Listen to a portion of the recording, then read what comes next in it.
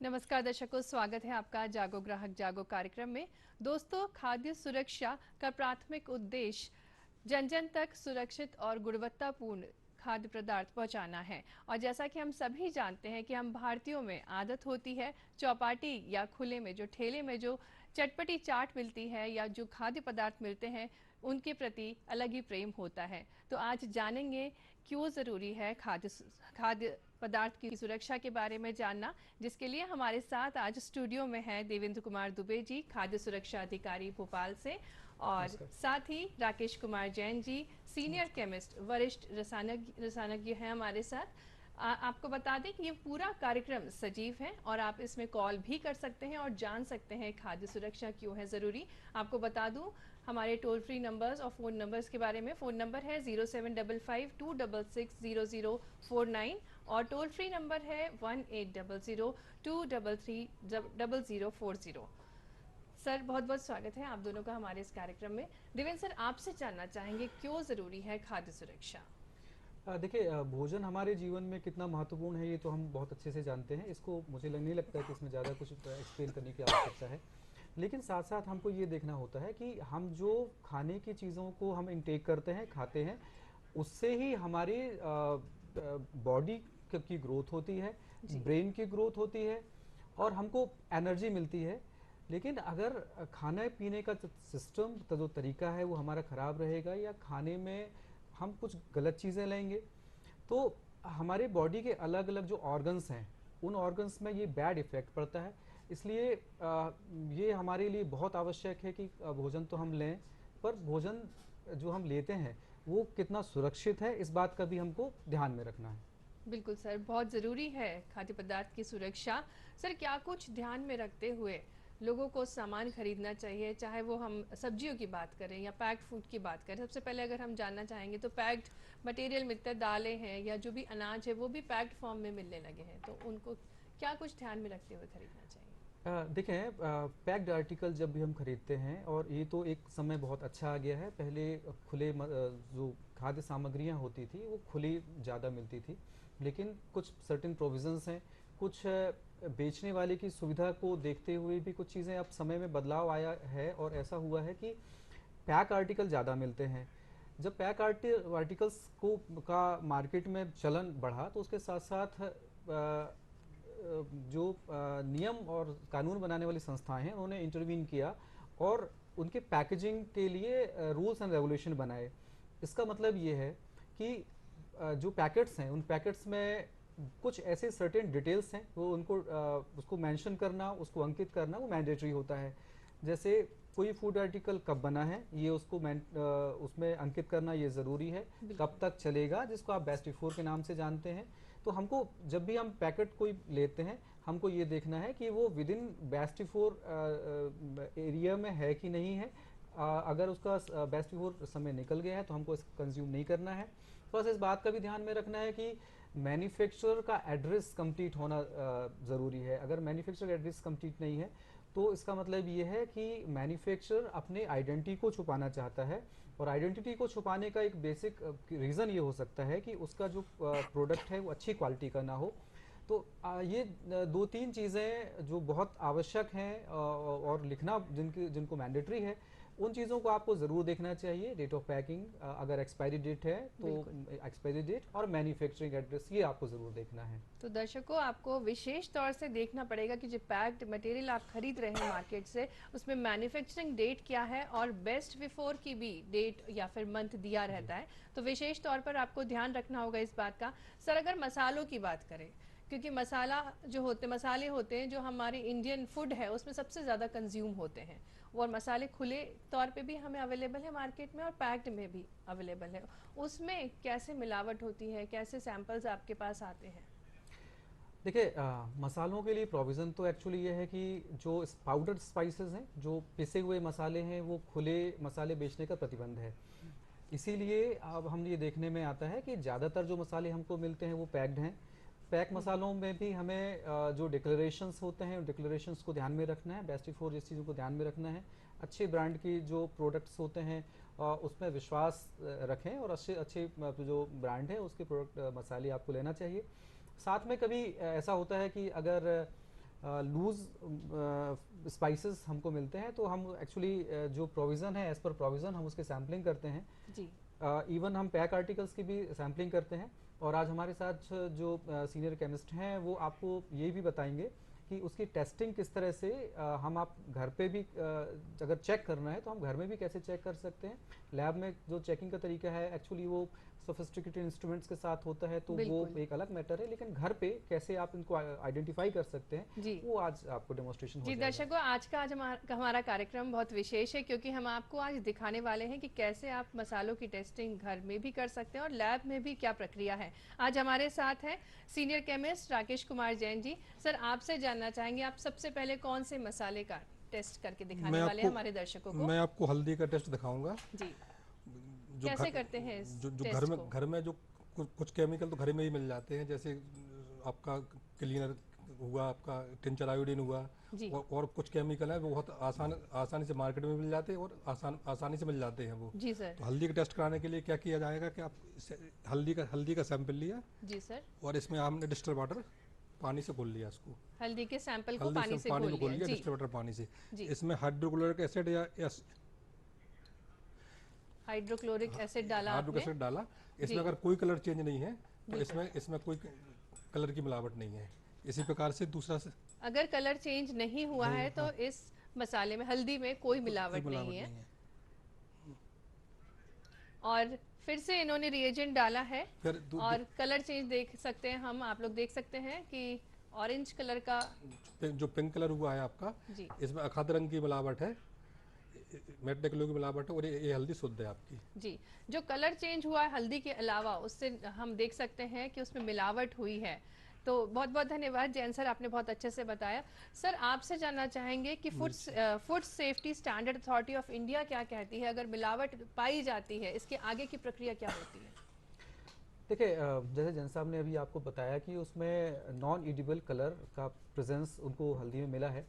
हमारा जो food safety act है उसमें प्रोविज़न ये है कि अगर लैब में ये टेस्ट होगा तो टेस्ट होने के बाद इसकी जो रिपोर्ट अनसेफ कैटेगरी की इसकी रिपोर्ट आएगी। इसका मतलब था कि ये जो फूड आर्टिकल हमने मार्केट से सैंपल करके लैब में पहुंचाया है वो एक्चुअली अनसेफ है, इंजूरियस टू हेल्थ कैटेगरी का है। और ऐसे में फूड सेफ्टी एक्ट में हम प्रोसिक्यूट करते हैं और इसके प्रोसिक्यूशन के बाद इम्प्रिजनमेंट जो 6 माह तक का इसमें कारावास है, इम्प्रिजनमेंट है, 1 लाख रुपए तक का जुर्माना है, ऐसा प्रोविज़न है। और ऐसे केसेस हम लगातार बनाते रहते हैं। जी, काफ़ी सख्त कार्रवाई की जाती है अगर आप पकड़े जाते हैं मिलावट करते हुए मसाले में। अगला टेस्ट हम जैन सर आपसे आग्रह करना चाहेंगे कि अगला टेस्ट आप कौन से मसाले का हमारे सामने मिर्ची पाउडर का हम प्रस्तुत दिखाएंगे करने जा आपको। रहे हैं? जी, हाँ, मिर्ची पाउडर का टेस्ट करेंगे आप? मिर्ची पाउडर के लिए जी सर। सैंपल लिया, सैंपल को डाईथाइल ईथर में रखना पड़ेगा। डाईथाइल ईथर का एक्सट्रैक्ट लेना पड़ेगा। जी सेटल होने के बाद जो बचेगा वो डाईथाइल ईथर का एक्सट्रैक्ट लेने के बाद आपको इसमें HCl डालना पड़ेगा।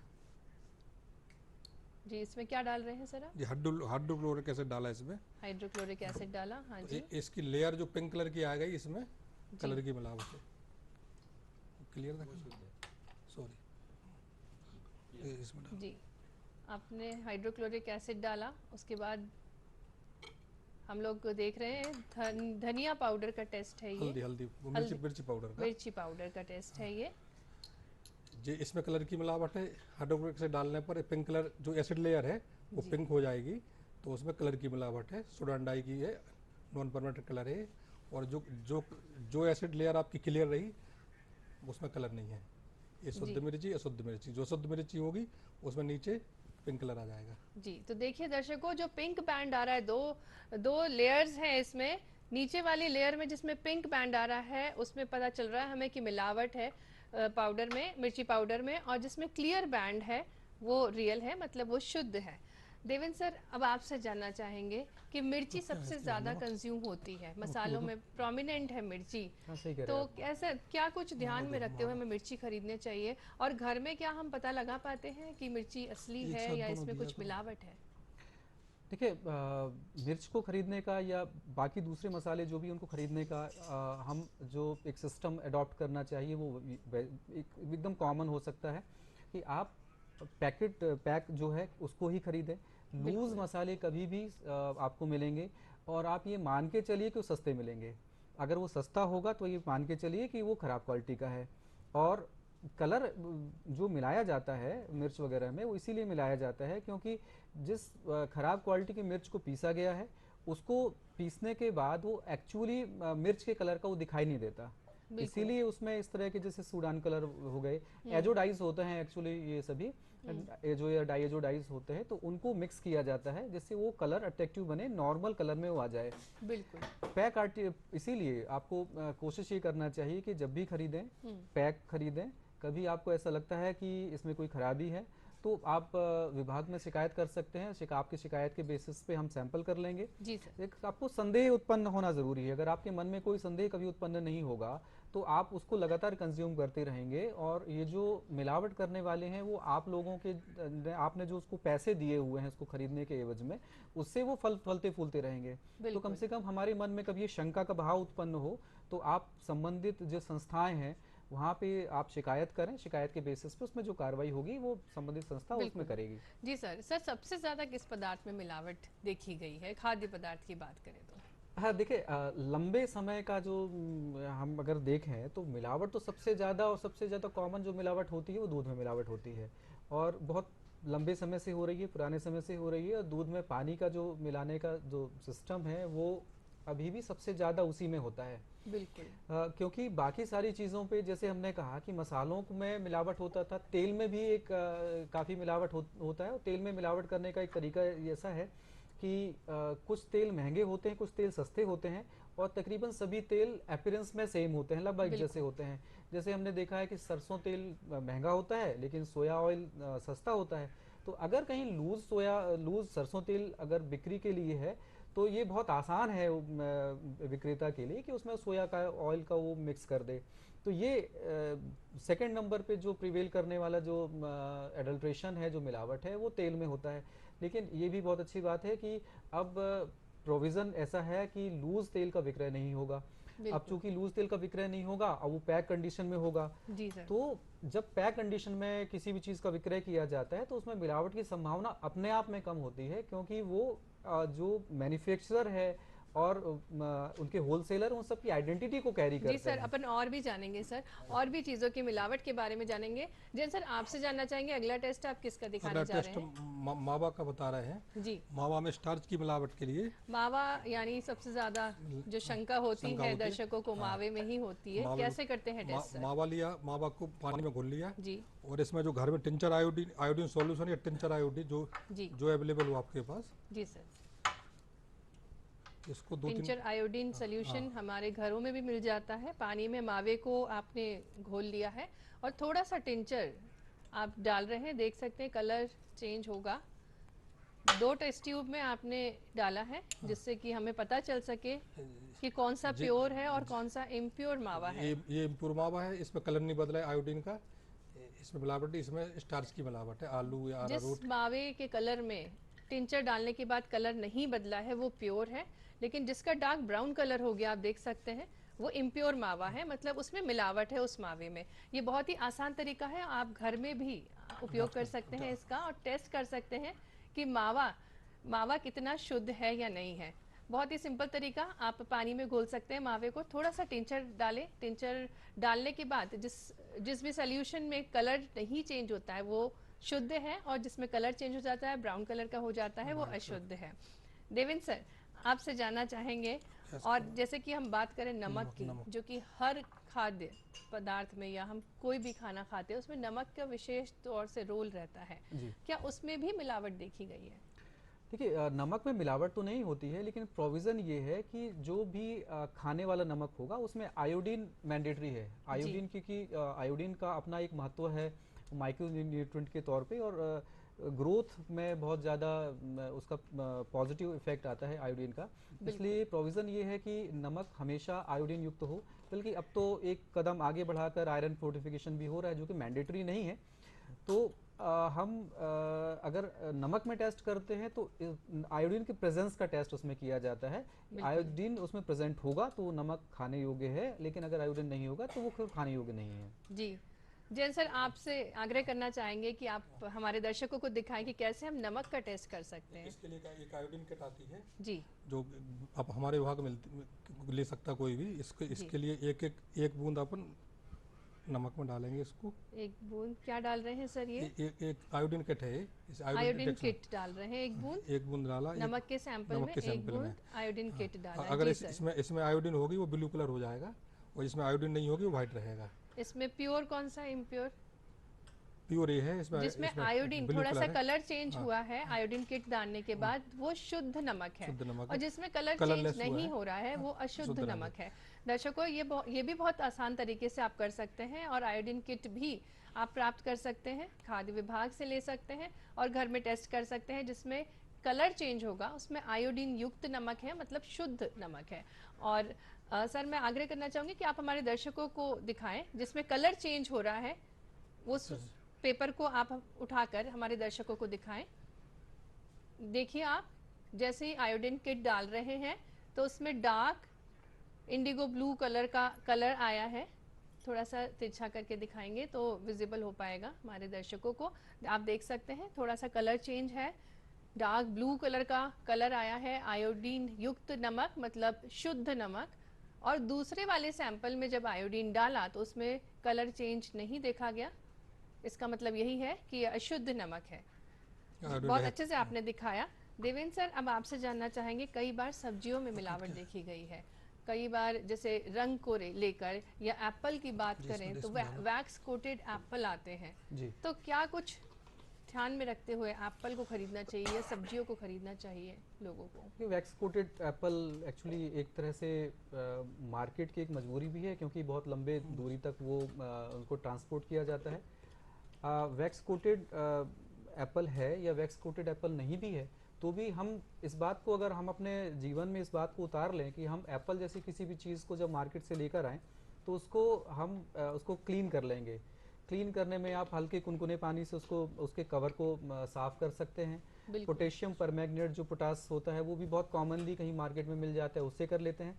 और एक कोरोना का जो एक ख़राब सा समय आया है, उसने बहुत सारी चीज़ों को मार्केट में उपलब्ध भी कराया है। उसमें से एक चीज़ ये फ्रूट एंड वेजिटेबल्स को धोने के लिए अब कुछ लिक्विड भी आने लगे हैं। आप बहुत लाइट विनेगर से भी इसको साफ़ कर सकते हैं। तो कभी भी फल आप खाएं, बनाना जैसे पील करने वाले फलों के अलावा, जिन फलों को आप पील करके खाते हैं उसके अलावा अगर डायरेक्ट कंज्यूम करने वाले फल हैं तो उसके कवर को आप हमेशा धो लें। 2-3 ऑप्शन आपके पास हैं। कुनकुना पानी हो गया, जैसे मैंने बताया पोटेशियम परमैंगनेट के पानी जो पोटास आमतौर पर बोला जाता है, उसके पानी से धो सकते हैं। बहुत थोड़े से मात्रा में पानी में आप विनेगर मिला के उसको आप धो सकते हैं, उससे भी कोटिंग क्लियर हो जाएगी।